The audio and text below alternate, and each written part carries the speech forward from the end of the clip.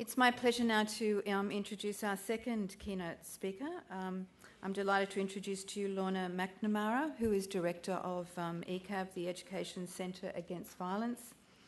ECAV have been collaborating partners in promoting the trauma-informed care and practice agenda and working with us to bring the conference together. A little bit about Lorna. Lorna's background is in mental health, drug and alcohol, intellectual disability and services for women and young people.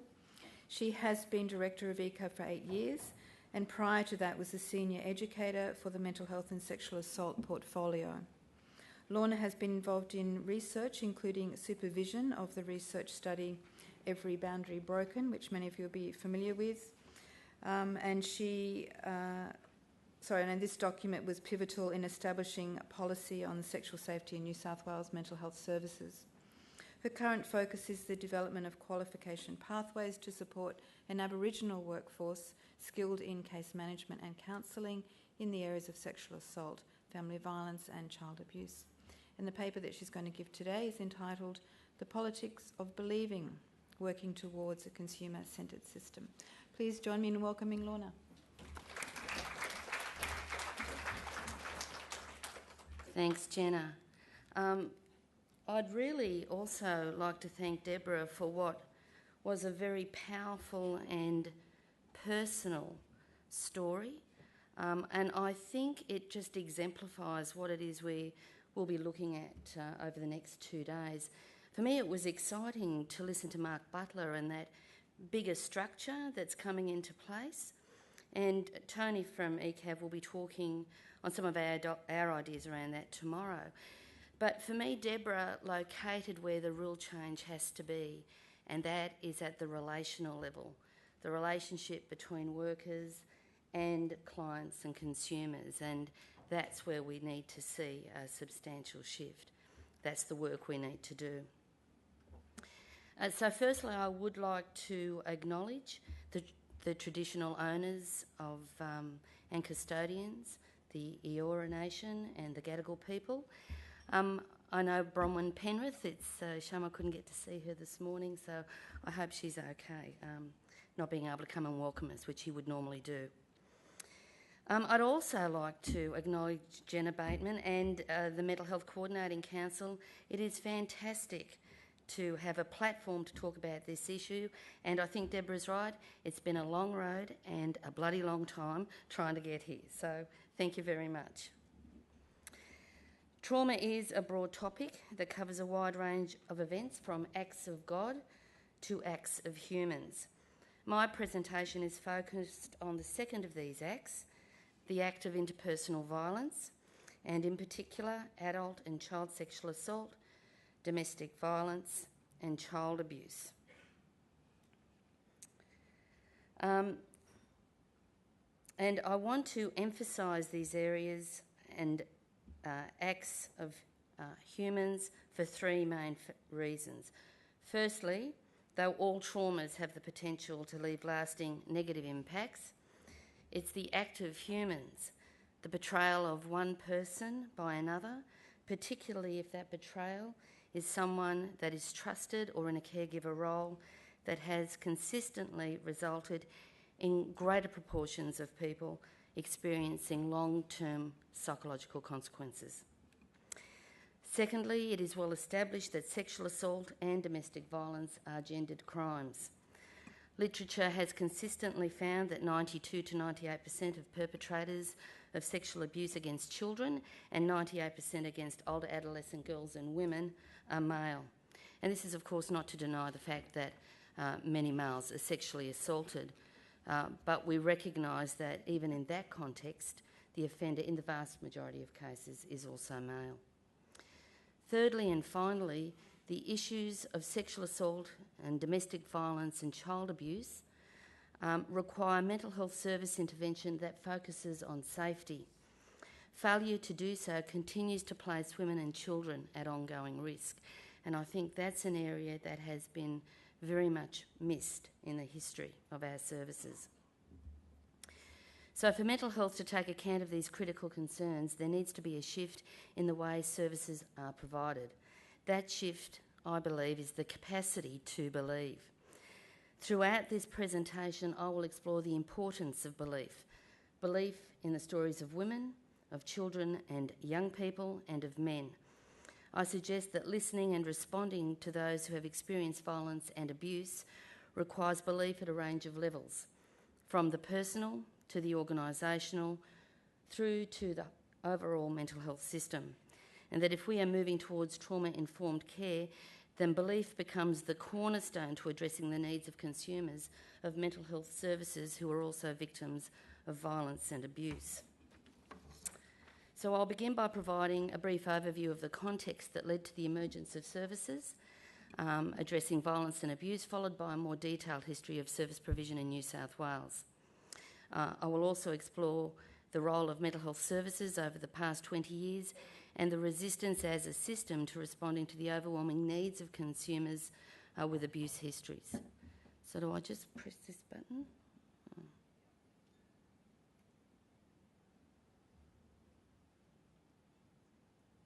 Do I? Okay, that's not good. Here we are. Yeah. No. Sorry, I must obviously not be very... Thank you. Fantastic. So the emergence of the second wave of feminism in the 60s, 70s and 80s saw women's groups across the Western world take action to highlight their oppression. In particular, they began to focus on the extraordinary levels of violence and abuse suffered by women and children at the hands of the men in their lives. For the first time in Western society, domestic violence and sexual assault were publicly discussed in terms of power and control, rather than family systems theory or, in the case of sexual assault, as an issue of sexuality. Patriarchy, the gendered imbalance of power embedded in social systems, such as the law and religion, became a valid target of academic critique and political activism. Brown Miller's Against Our Will, Men, Women and Rape provided a scathing examination of masculinity and the attitudes of men to rape. Rape is nothing more or less than a conscious process of intimidation by which all men keep all women in a state of fear. And she also noted around the issue of incest, the unholy silence that shrouds the inter-family sexual abuse of children and prevents a realistic appraisal of its true incidence and meaning is rooted in the same patriarchal philosophy of sexual private property that shaped and determined historical male attitudes to rape. As women sought justice and empowerment, they began to speak out about their histories of abuse, both as children and as adults. The metaphor that exemplified this often liberating process was that of breaking the silence. Notably, in New South Wales in 2006, the report by the Aboriginal Child Sexual Assault Task Force, led by Marcia Ella Duncan, carried the same metaphor in its title, Breaking the Silence, Creating the Future, and highlights, I think, the ongoing struggle, particularly for Indigenous Australians to be heard and believed, and for governments and institutions to recognise and effectively respond to what is a large and pervasive social problem. I would also add that the struggle to be heard and to be taken seriously by the general society and the systems charged with providing support is as relevant today for groups such as refugee and asylum seekers, people with disabilities, the elderly, for men who've experienced child and adult sexual assault, and indeed for mental health clients. Brown Miller's book rallied women internationally to demand recognition by governments of gender-based violence, and as governments reluctantly began to take notice of the growing social unrest, funding for women's domestic violence refuges and rape crisis centres began to be provided. It's important to identify that these services were established because of the failure of mainstream services and of mental health services.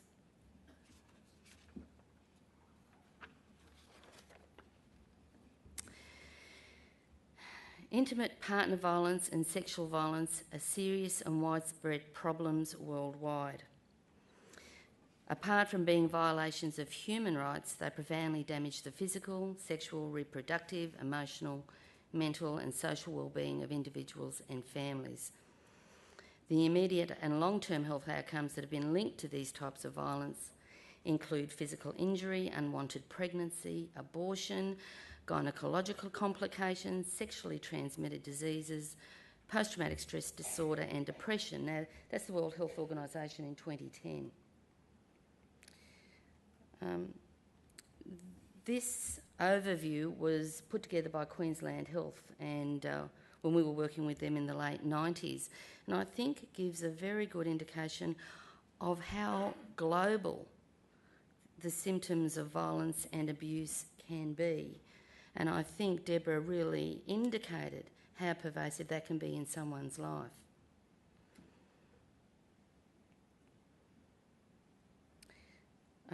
ECAV put this together to show that though there are enormous health outcomes, there are also considerable outcomes in other aspects of people's lives. And it's interesting to note that any one of these can also grow to cause health problems for individuals, and it becomes that spiral and that spiralling down process.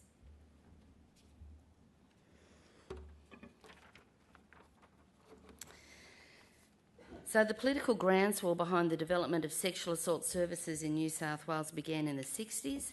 At this time, there was perceived social concern about moral decline and unease in the face of increased reports of rape of women. In 1968, 14 youths were jailed for a total of 140 years for the pack rape of 2 girls aged 14 and 16. There was public outrage, and a New South Wales Legislative Committee was set up to examine causal factors in violent sex crimes, particularly in the case of gang rape. But rather than linking the causal factors with the behaviours of the offenders, the committee focused heavily on victim-precipitated rape. That young women who engaged in sexually permissive behaviour created a climate conducive to mass rape. Clothing too was considered to precipitate rape, and according to the chairwoman of the committee, one of the newspapers quoting her headlined, "Immodest dress, mini skirts draw packs." So packs of men that rape women. So that's only back in the late 60s and in the 70s. So you can see we've come a long way in some ways from that time.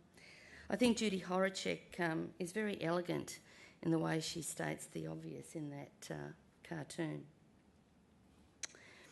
There was no attempt by the committee to locate current concerns about rape in a political, social or an historical context. Anne Summers' good book, Damned Whores and God's Police, drew attention to the dichotomy drawn about women of the time. 1971 saw the establishment of the Sydney Rape Crisis Centre, and in 1974 Elsie's Women's Refuge was founded, with other refuges funded over time. The women's movement, along with the Rape Crisis Centre, also brought attention to the very poor treatment and victim-blaming cultures of health, police and legal services. They described secondary trauma occurring as a result of the interaction with these agencies. Staff within these services held the same negative and disbelieving attitudes to women seeking services for violence and abuse, as did the wider community. And I think a great deal of what consumers experience within mental health service provision in New South Wales is secondary trauma because of the way they are treated through that system.